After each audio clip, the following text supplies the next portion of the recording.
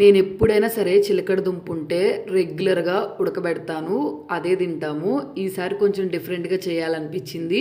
చిలకడ దుంపని 2 పీసెస్గా అయితే కట్ చేసుకొని బంగాళదుంప చిలకడ దుంపని సాఫ్ట్గా మెత్తగా ఉడికేంత వరకు అయితే ఉడకబెట్టుకున్నాను.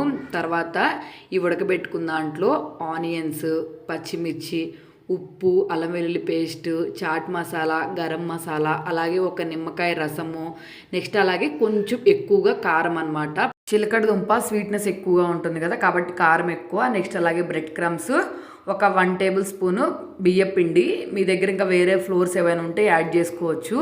ఇదంతా బాగా మిక్స్ అయ్యేటట్టు మిక్స్ చేసుకున్నాను. మీరు ఈ టైంలో కావాలనుకుంటే కొంచెం ఆయిల్ కూడా వేసుకోవచ్చు, స్టిక్కీగా అతుక్కోకుండా అయితే ఉంటుంది. నేనైతే ఏం ఆయిల్ వేయకుండా బాగా గట్టిగా మిక్స్ చేసేసుకొని వీటిని టిక్కీస్ అంటారు కదా, టిక్కీ లాగైతే ఒట్టేసుకున్నాను అన్నిటినీ.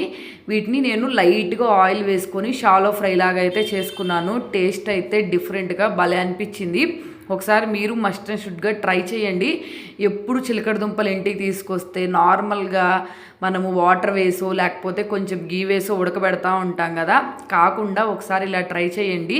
టేస్ట్ కొంచెం డిఫరెంట్గా అనిపిస్తుంది. పిల్లలు కూడా రెగ్యులర్గా తిన్నట్టు కాకుండా వెరైటీ టేస్ట్ని అయితే ఎంజాయ్ చేస్తారు. నాకైతే టేస్ట్ అయితే బాగా నచ్చినాయి. మీరు ఒకసారి ట్రై చేయండి. ఎలా వచ్చిందో కింద కమెంట్ సెక్షన్లో కమెంట్ చేయండి. వీడియో నచ్చితే సబ్స్క్రైబ్ చేసుకోండి.